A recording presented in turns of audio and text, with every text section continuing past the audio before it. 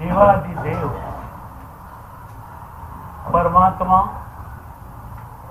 મહાવીર દેવની 12.5 વર્ષની સાધનાની આંતરકથા. પ્રભુ એકવાર અનાર્ય દેશમાં પધાર્યા છે. પ્રભુને લાગ્યું કે આર્ય દેશના લોકો સંતોના પૂજક છે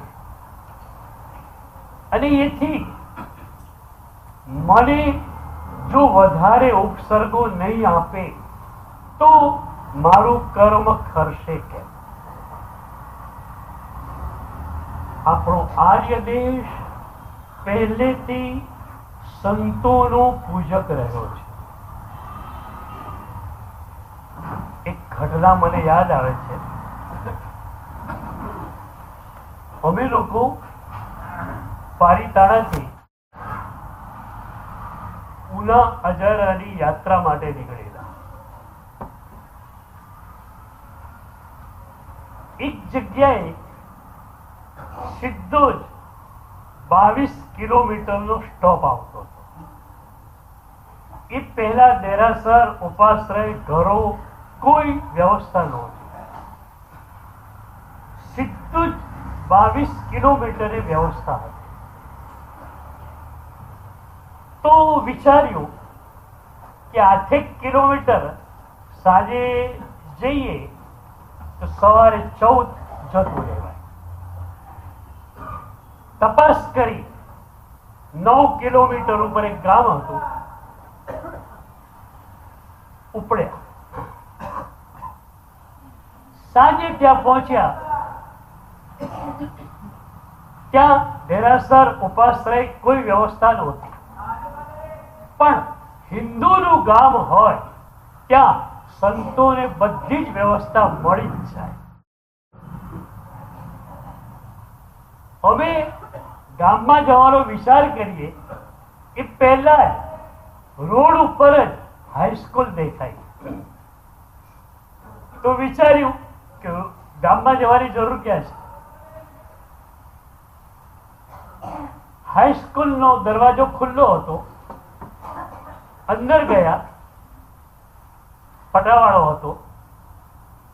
એને પૂછ્યું કે ભાઈ, રાતવાસો અમે અહીંયા કરી શકીએ? સૌરાષ્ટ્ર સંતોનો પૂજક દેશ છે. એ પટાવાળો કે છે, મારા સાહેબ, આ બધું તમારું જ છે, સંતોનું છે, સંતોની કૃપાથી બધું થયું છે.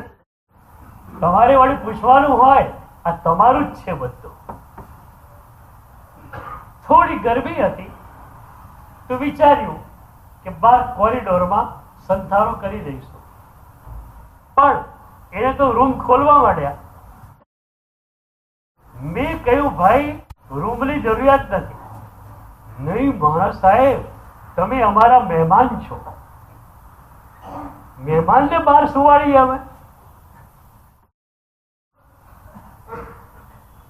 2-3 રૂમ ના પાડવા છતાં ખોલી આપ્યા. અમે કાજો લઈને બધી વિધિ કરવા માંડ્યા. ત્યાં તો એ ગામમાં પહોંચી ગયો પટાવાળો. ગામના અગ્રણીઓને કહ્યું, સંતો આવ્યા છે, જૈન સંતો આવ્યા છે. 5 અગ્રણીઓ દોડતા આવ્યા. વંદન કરીને બેઠા. એ કે, મારા સાહેબ, જૈન સંતો અમારે ત્યાં કોઈ દિવસ ગામમાં પધાર્યા નથી. આ પહેલી વાર પધાર્યા. અમને બહુ આનંદ છે. પણ તમારી વિધિ શું હોય અમને ખબર નથી. સાંજનો ટાઈમ થઈ ગયો છે, વાળું કરવાનો ટાઈમ છે. તો તમે અમારે ત્યાં પ્રસાદી લેવા આવશો કે બ્રાહ્મણ મહારાજને બોલાવીને રસોઈ કરાવીએ? તમે કઈ રીતે જમો અમને ખબર નથી. મેં કહ્યું, ભાઈ, સૂર્યાસ્ત થઈ ગયો, અમારે પાણીનું ટીપું પણ હવે કામ ન આવે. આવતીકાલે સામે ગામ જઈશું, ત્યાં અમારા ભગવાનનું દર્શન કરીશું અને એ પછી અમે પાણી લઈ શકીશું. ઠીક છે મારા સાહેબ, તમારી જે વિધિ હોય એ તો તમારે પાળવી જ પડે. તો તમે અમારા ગામનો રોટલો પણ લઈ લો, એમને પાણી પણ લઈ લો. ચાલો બિસ્તર તો લઈ આવી, સુવા માટે જોઈશું. મેં કહ્યું અમે લોકો ઉચકીને લાવ્યા છીએ, એને જ પાથરીને સુઈ જવા. તો કે મહારાજ ફાનસ તો લઈ આવી, આ ઇલેક્ટ્રિસિટી છે ક્યારેક જતી રહેશે, ફાનસ તો હોય તો કામ આવે. મેં કહ્યું અમારે ક્યાં રાત્રે ચોપડા ચિતરવા છે, હમણાં અમે અમારી વિધિ કરશું અડધો પોણો કલાકની, અને પછી અમે સુઈ જઈશું. સવારે વહેલા ઉઠી અમારું પ્રતિક્રમણ વગેરે કરી અને પછી અમે રવાના થઈશું. ફાનસની ક્યાં જરૂર? એ લોકોની આંખમાં આંસુ. મારા સાહેબ, તમે અમારા ગામમાં આવ્યા, અમારો રોટલો તમને ન ખપે, અમારું પાણી તમે નહીં લો, અમારું બિસ્તર તમે નહીં લો, અમારું ફાનસ તમે નહીં લો, તો અમને શું લાભ મળ્યો? મેં કહ્યું આટલી સરસ જગ્યા રાત્રે ઉતરવા માટે તમે આપી છે, એ મોટામાં મોટો લાભ છે. અને એથી પણ વધારે લાભ જોઈતો હોય તો અડધો પોણો કલાકની અમારી ક્રિયા અમે કરી લઈએ, પછી આવો તો આપણે ધર્મ કથા કરીએ. તો કે મારો સાહેબ તૈયાર. અમે પ્રતિક્રમણ પૂરું કરીએ ત્યાં સુધીમાં હાઈસ્કૂલનું મોટું કમ્પાઉન્ડ આખું જ લોકોની ભરાઈ ગયું. 1 કલાક દેશના આપી અને એમાં જૈન સાધુના આચારોની વાત કરી. એ પછી પ્રવચન પછી 5-7-10 લોકો આવ્યા, બધાની આંખમાં આંસુ. મારા સાહેબ, પ્રભુ માટે તમે આટલી સરસ અને કડક આચરણા કરો છો, પ્રભુ તમને જ મળવાના, અમને તો ક્યાંથી મળે? અમે સંસારમાં રહેનારા, ખાઈ પીને મજા કરનારા, અમને પ્રભુ ક્યાંથી મળે? પ્રભુ તો તમને જ મળે. તો આર્ય દેશ સંતોનો પૂજક છે. પ્રભુએ વિચાર્યું કે મારા કર્મો બાકી છે. પ્રભુ અનાર્ય દેશમાં જાય છે, જ્યાં લોકોને સંત એટલે શું એનો ખ્યાલ નથી. ત્યાં એ અનાડી લોકો પ્રભુની પીઠ ઉપર લાકડીઓનો વરસાદ વરસાવે, શિકારી કૂતરાઓ પાછળ છોડે, જે પ્રભુના પગની પિંડીમાંથી માંસના લોચે લોચા કાઢી નાખે. ભગવાન સુધર્મા સ્વામી આચારામ સૂત્રમાં કહે છે, લો શુકર મેત મેગે છે. આ પ્રભુ જ સહન કરી શકે, બીજા કોઈની તાકાત નથી. એ પ્રભુ બહાર જાય, ગામની જંગલ શરૂ થાય, પ્રભુને કાયસર કે ધ્યાનમાં ઉભા રહેવું છે. એ વખતે આચાર્ય સૂત્રમાં શિષ્ય પ્રભુને ગુરુને પ્રશ્ન કરે છે કે ગુરુદેવ, આટલી મોટી ઘટના પ્રભુના શરીર ઉપર ઘટી ગઈ, પ્રભુને આ ઘટનાનું સ્મરણ હોય કે ન હોય? એ વખતે ભગવાન સુધર્મા સ્વામી કહે છે કે પ્રભુને આ ઘટનાનું સ્મરણ નથી હોતું. યાયમ સે પુરાલાયમ ગચ્છઈ રણાય પુત્તે અસરણાય. એક પણ શરીર પર ઘટેલી ઘટનાનું પ્રભુને સ્મરણ નથી. શિષ્ય નવાઈમાં પડી જાય છે. આટલી મોટી ઘટના ઘટી ગઈ, પીઠ પર લાકડીઓનો વરસાદ વરસ્યો, શિકારી કૂતરાઓએ પગની પિંડીમાંથી માંસના લોચે લોચા કાઢી નાખ્યા, અને છતાં આ ઘટનાનું સ્મરણ પ્રભુને નથી. કેમ નથી? એ વખતે ગુરુ કહે છે કે જે વખતે ઘટના ઘટી એ વખતે પ્રભુ ઘટનામાં નહોતા, સ્વમાં હતા. ઘટના વખતે તમે ઘટનામાં હો તો પાછળથી એનું સ્મરણ તમે કરી શકો, પણ ઘટના વખતે ઘટનામાં ન હો તો તમારું ઓપરેશન થયું, એનેસ્થેસિયા તમને આપવામાં આવ્યો, તમારું પેટ ચીરી નાખવામાં આવ્યું, એ ઘટનાનું સ્મરણ તમને થવાનું નહીં. કેમ? એ ઘટના ઘટી ત્યારે તમે હાજર નહોતા, એનેસ્થેસિયા આપેલો, તમે બેભાન થઈ ગયેલા હતા. તમારું મન એ ઘટનામાં પરોવાય છે રીતે મન તો સૂઈ ગયેલું હતું. તો પ્રભુએ આ સાધના દ્વારા એક સિદ્ધાંત આપ્યો કે જો તમે ઘટના ઘટે ત્યારે ઘટનામાં ન હો તો પાછળથી સ્મરણ થવાનું નથી. એટલે મનને ક્યાંથી ક્યાં ફેરવવું, આના ઉપર આખી જ સાધના નિષ્પન્ન થઈ છે. અમે લોકોએ આ જ મનને પ્રભુની આજ્ઞામાં મૂકી દીધું. તમે પણ તમારા મનને ક્યાં મૂકવું એના માટે સ્વતંત્ર છો. મનને ઘટનામાં મૂકવું કે પ્રભુની આજ્ઞામાં મૂકવું. એકવાર મેં કહેલું, એક ભાઈએ કહ્યું કે સાહેબ શું કરીએ, નિમિત્તવાસી છીએ, એટલે નિમિત્ત ઘટે ઘટના થાય એની અસર થઈ જાય છે. એ વખતે મેં કહ્યું કે બે ઘટના હોય, એક સાદી, એક અત્યંત ભારે. બે નિમિત્ત હોય તો એમાં અસર કોની વધારે થાય? એક સામાન્ય નિમિત્ત, કોકે કહ્યું કે એમને કામ બરોબર ફાવ્યું નહીં, ખાલી આટલું જ.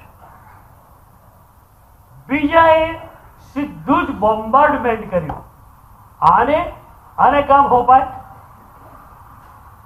આ તો વિવાહની વર્ષી કરે એવો છે, આ માણસને ક્યારેય કોઈ કામ સોંપાય નહીં, તમે સોંપ્યું તમે જ બુદ્ધિના બારદાન છો, આવાને કામ સોંપાતું હશે. બે નિમિત્ત આવ્યા ને, એક સાદું નિમિત્ત હતું, આમનું કામ બરોબર નહીં, પેલાએ તો સીધું જ ઉખેડી નાખ્યું તમારા હોલે, આને કામ સોંપાય આ માણસને. તો મને અસર કોની થાય વધારે? સાદા નિમિત્ત એક ભારે નિમિત્ત, ભારે નિમિત્ત, બરોબર. હવે જ વાત કરીએ આપણે પ્રભુના શબ્દો અને સામાન્ય વ્યક્તિના શબ્દો. સામાન્ય વ્યક્તિઓના શબ્દોને આપણે સામાન્ય નિમિત્ત ગણીએ, પ્રભુના પ્યારા પ્યારા શબ્દોને આપણે વિશિષ્ટ નિમિત્ત ગણીએ, બરોબર. કોઈએ કહ્યું આ માણસનું કામ બરોબર નહીં, આ આવો નહીં, આમ નહીં, આમ નહીં, આમ નહીં, પણ એ વખતે તમારી નજર ક્યાં હોય? મારા પ્રભુ શું કહે છે? મારા પ્રભુ જો એમ કહેતા હોય કે ગમે તેવી ઘટના ઘટી, તારે ઘટનામાં જવાનું નથી, તારે સ્વમાં જ રહેવાનું છે, તો તમે કયા નિમિત્ત તરફ નજર કરો? સામાન્ય નિમિત્તો ઉપર કે વિશિષ્ટ નિમિત્તો ઉપર?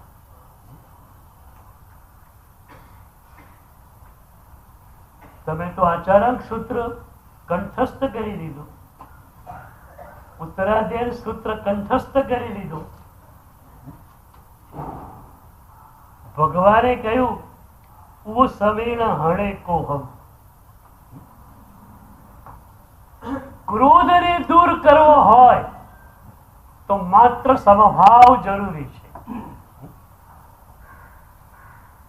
બોલો, તમને જ પૂછું,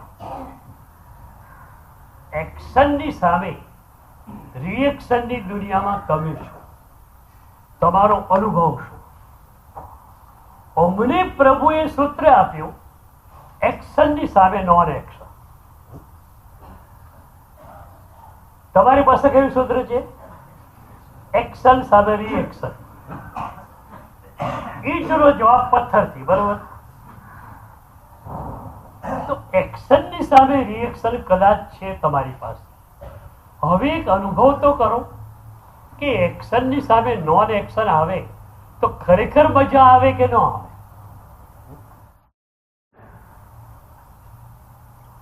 બુદ્ધના જીવનની એક ઘટના આવે છે.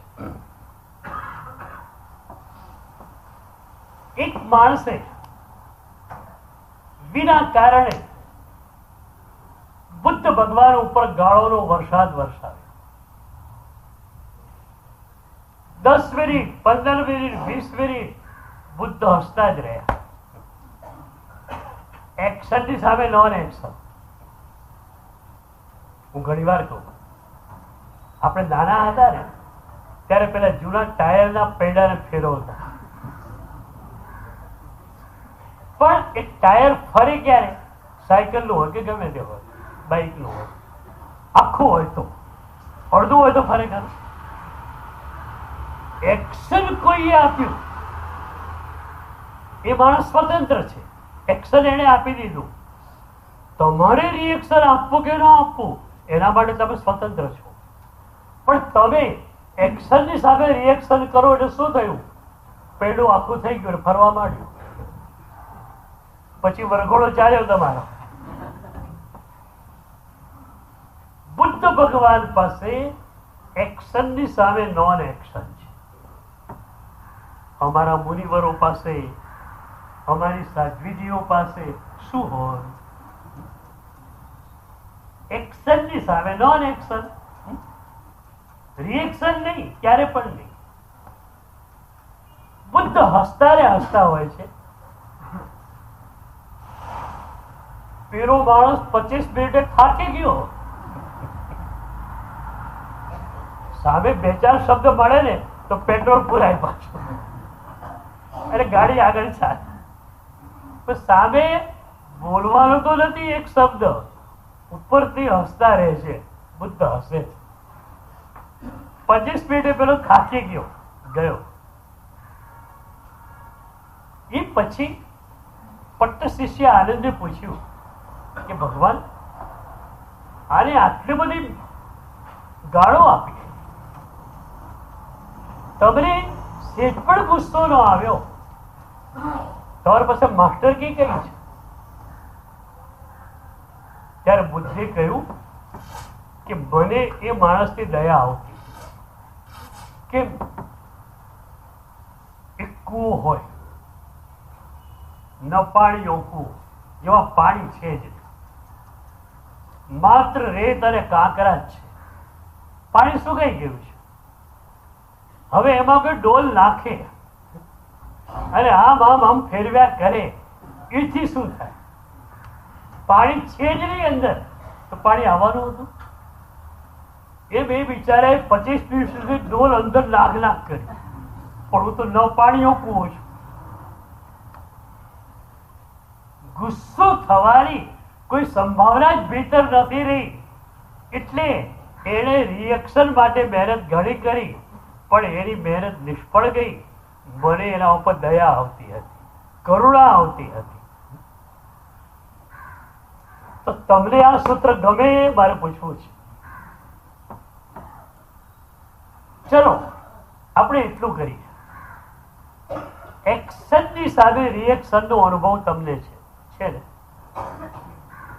હવે એક્શનની સામે નોન એક્શનનો અનુભવ કરો. એ તો કરી શકાય. અને પછી મને કહો કે અનુભવ કેવો રહ્યો તમારો. હું અત્યારથી ગેરંટી આપું કે તમારો અનુભવ શાનદાર જ રહેવાનો છે.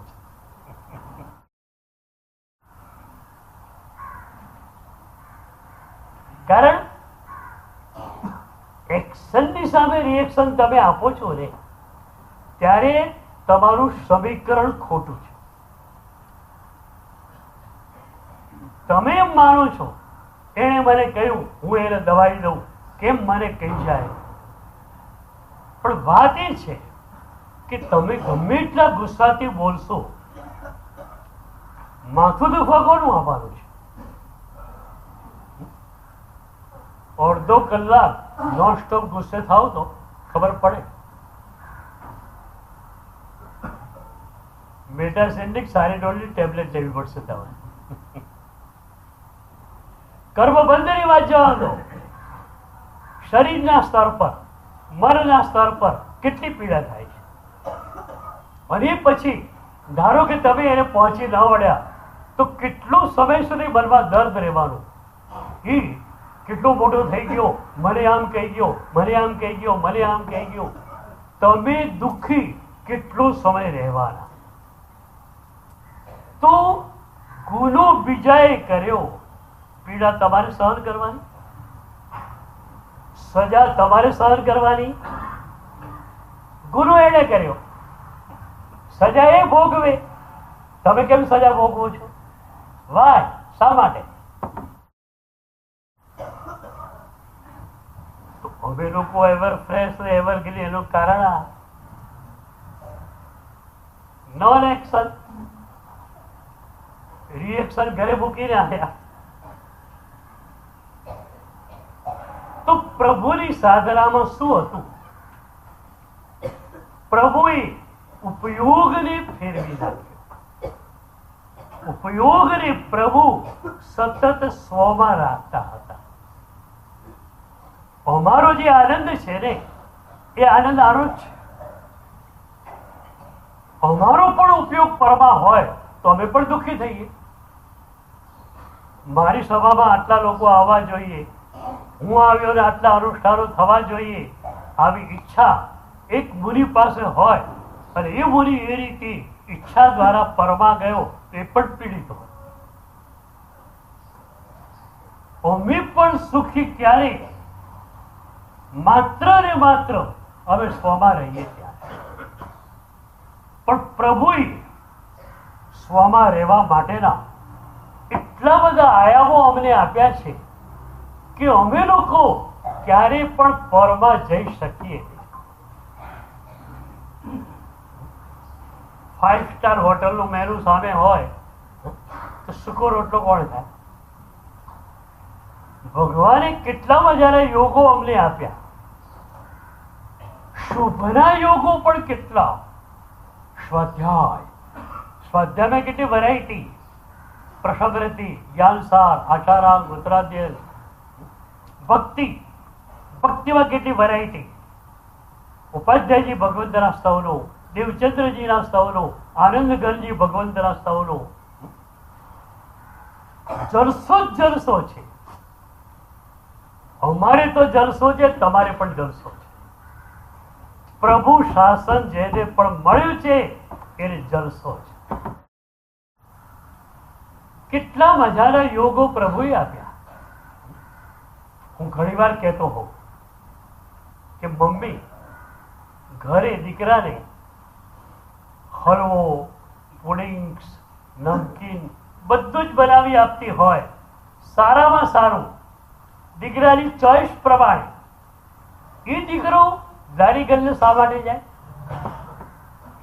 પ્રભુએ એટલા સરસ યોગો અમને આપ્યા છે કે અમારું મન બહાર જાય એ સંભવિત નથી.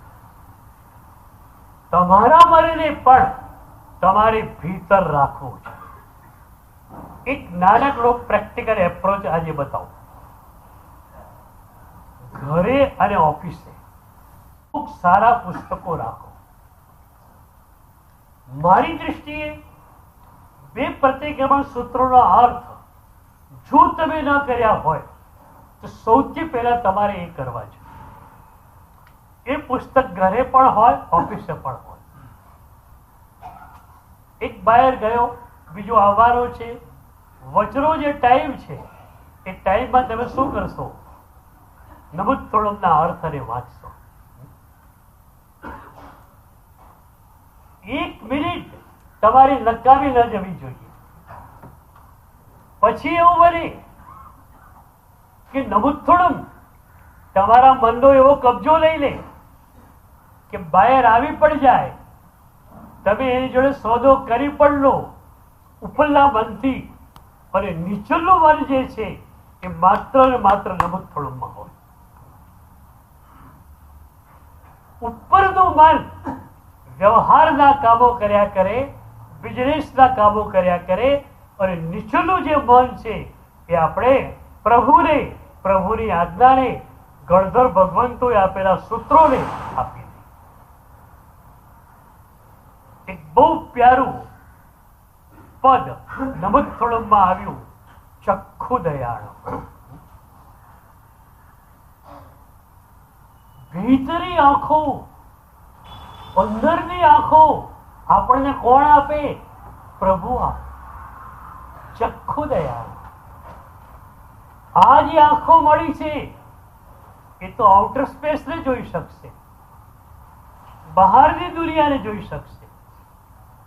પ્રભુને જોવા છે કે ભીતરની દુનિયાને જોવી છે તો એક અલગ ચક્ષુ જોઈશે.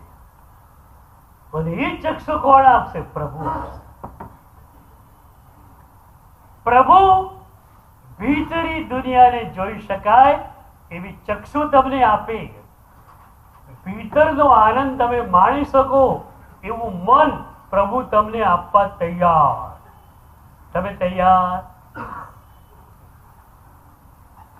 મેં વચ્ચે કહેલું કે માઇન્ડ ટ્રાન્સપ્લાન્ટેશનનો હું નિષ્ણાત છું. તમારું ગંદુ મન આપી દો,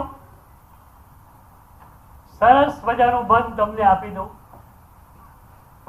બે મન, એક સંજ્ઞા પ્રભાવિત મન, એક આજ્ઞા પ્રભાવિત મન.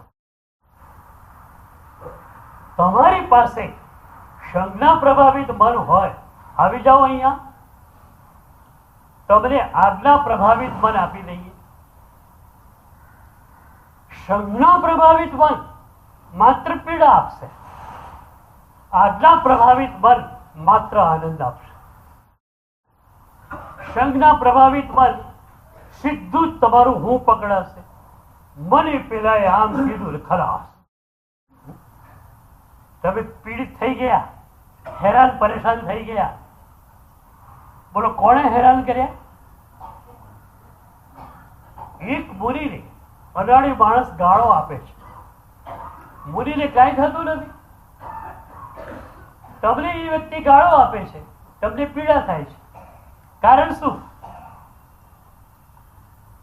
ગાળો પેલાએ આપી માટે પીડા થઈ કે ગાળો તમે સ્વીકારી માટે પીડા થઈ? હવે બોલો, બરોબર વિચાર કરી કહો.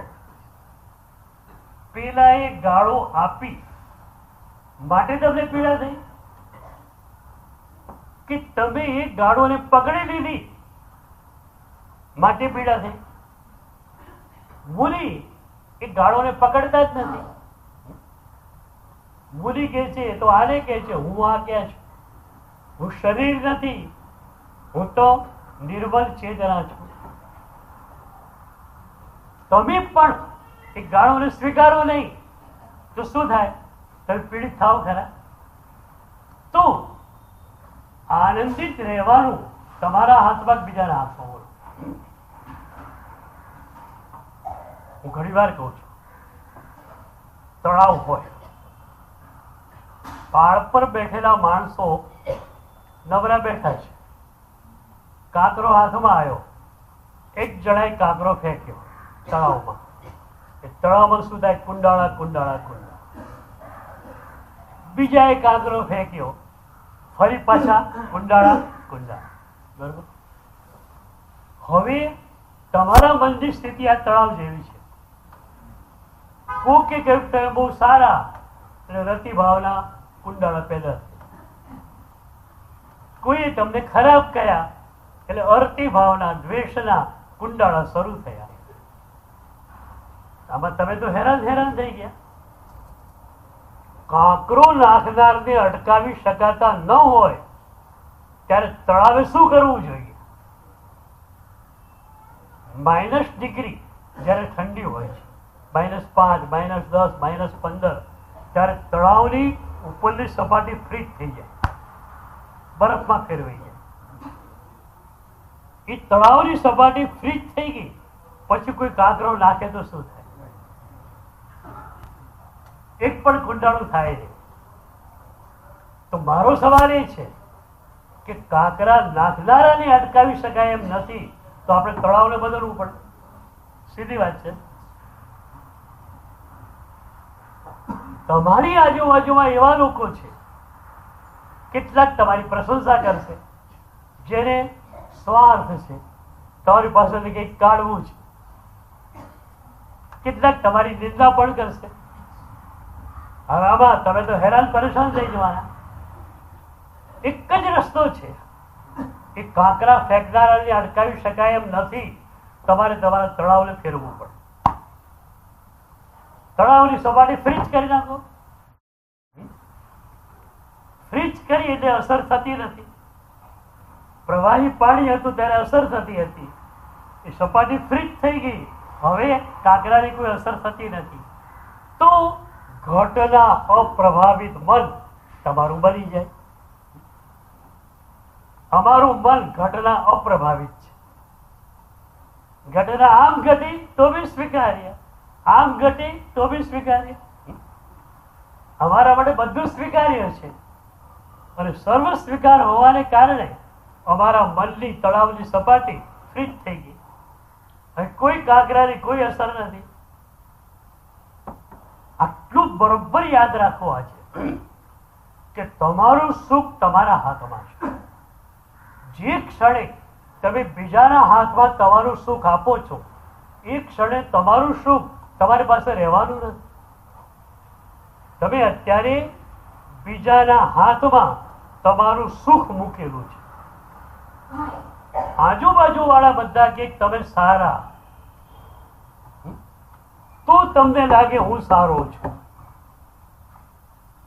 હવે એવું કોઈ પુણ્ય નથી કે બધા તમને સારા કહે. તો શા માટે તમે તમારું સુખ બીજાના હાથમાં મૂકો છો? આમ જુઓ, કેટલી નાનકડી વાત છે, પણ આખું જીવન જે છે ને એ આનંદમય બનાવવાની એક માસ્ટર કી આમાં રહેલી છે કે મારું સુખ મારા હાથમાં, મારું સુખ બીજાના હાથમાં નહીં. કોકે કહ્યું કદાચ તો એમાંથી પણ જે સારું છે તે હું લઈ લઈશ. કદાચ કોકે કંઈક કહ્યું, તમે ઉતાવળથી કામ કરો છો એટલે બરોબર થતું નથી. એને રફલી કહ્યું હોય કદાચ, વાંધો નહીં, રફનેસ ને કાઢી નાખીએ, પણ એમાંથી જે સારપ હોય એને લઈ લઈએ. તમે તો અનુભવી છો. ખજૂર કઈ રીતે ખાઓ? સચિત્રનો ત્યાગ હોય તો પહેલાથી ઠળિયા કાઢી નાખે, 48 મિનિટ પછી ખજૂર ખાય. પણ સામાન્ય માણસ ખજૂર કઈ રીતે ખાય? ખજૂર મોંમાં મૂકે, ઠળિયો અંદર જતો રહે, પછી ઠળિયો બહાર ફેંકાઈ જાય, ખજૂર ખવાઈ જાય. કેમ? બરોબર છે ને અનુભવ? તો આવો જ કરો. કોઈએ કંઈક કહ્યું સારું હોય તો લઈ લીધું, બરોબર ને હોય ફેંકી દીધું. આજનું સૂત્ર બરોબર યાદમાં રાખો. તમારું સુખ તમારા હાથમાં. અમારા મુનિપણામાં પ્રભુએ આ જ વાત અમને કહી. સંજયા સુસમાહ્યા. પ્રભુ કહે છે જે ક્ષણે તે મારું રજોહરણ સ્વીકાર્યો એ જ ક્ષણથી હું તને ગેરંટી આપું છું કે તું એક પણ ક્ષણ પીડામાં નહીં જાય. અને એટલે મેં તમને કહેલું રાત્રે 10 વાગે 11 વાગે તમને પુરુષોને અમારા ઉપાશ્રયમાં આવવાની છૂટ છે. એક પણ મોરી લબડે હાથ દઈને બેઠેલો હોય રંગેલા હાથે પકડજો, મહારાજ સાહેબ તમે કેમ મૂડલેસ છો? પ્રભુનો સાધુ, પ્રભુની સાધ્વી મૂડલેસ હોય જ આનંદમાં. અને એ આનંદ મારે તમને આપવો છે કે તમારું સુખ બીજાના હાથમાં મૂકતા નહીં. તમારું સુખ તમારા હાથમાં જ રાખજો. તો પ્રભુની સાધના આ જ હતી. ઉપયોગને માત્ર સ્વમાં મૂકી દીધું. તમારા માટે કે અમારા માટે એક વચની સાધના પ્રભુએ આપી. અને એ સાધના એ છે કે શુભની અંદર મનને સ્થિર રાખવું. સ્વમાં રાખવું એને શુદ્ધમાં ઉપયોગ સ્થિર કર્યો એમ કહેવાય. શુદ્ધ અલગ, શુભ અલગ. સામાયિક, પ્રતિક્રમણ આદિ બધા જ અનુષ્ઠાનો, સ્વાધ્યાય, ભક્તિ આદિ બધા જ અનુષ્ઠાનો એ શુભની ક્રિયા. શુભની ક્રિયા એ સાધનનો, અને એ શુભની ક્રિયા તમને શુદ્ધમાં લઈ જાય. એટલે કે તમારી સ્વરૂપ દશામાં, તમારા આનંદ ઘન દશાની અંદર એ તમને લઈ જાય. તો અત્યારે શુભની અંદર તમે તમારા મનને જેટલું બની શકે એટલું વધુ રાખો. એટલે મેં કહ્યું ઘરે અને ઓફિસે સારા પુસ્તકો હોય. જ્યારે પણ સમય મળ્યો પુસ્તક હાથમાં લીધું અને સીધું જ વાંચવાની શરૂઆત કરી. તમને પણ લાગે કે સંસારમાં છું, સંસારની ક્રિયાઓ કરવી પડે છે, પણ જેટલો સમય મળ્યો એટલો સમય સીધો મારે પ્રભુએ કહેલી શુભની ક્રિયાઓમાં મૂકી દેવો છે. જવાહરનગરની બહેનો અને માતાઓ તો કેટલો બધો અભ્યાસ કરે છે. પાઠશાળા ધમધમથી ચાલે છે. અને એનું કારણ આ બહેનો અને માતાઓ છે. એ પોતાના દીકરાઓને લઈને ભણાવવા માટે આવે છે. બપોરે દૃશ્ય જોયું હોય અહીંયા, હું ક્યારેક બપોરે બહાર ગયેલો હોઉં પ્રવચન આપવા અને આવું અહીંયા જોઉં તો આખો હોલ બહેનોથી દીકરાઓથી ભરાયેલો હોય. 5-5, 10-10 ની ટુકડીમાં બધા અભ્યાસ કરતા હોય. ભણાવનાર પણ અહીંની બહેનો, ભણનાર પણ અહીંના દીકરાઓ, અહીંની દીકરીઓ. તો શું થયું કે મન પ્રભુને આપ્યું. જે ક્ષણે તમે મન પ્રભુને આપ્યું એ ક્ષણે તમારી પાસે માત્ર અને માત્ર આનંદ રહેશે. એ આનંદની દુનિયામાં તમારો પગ પડે એવો આશીર્વાદ.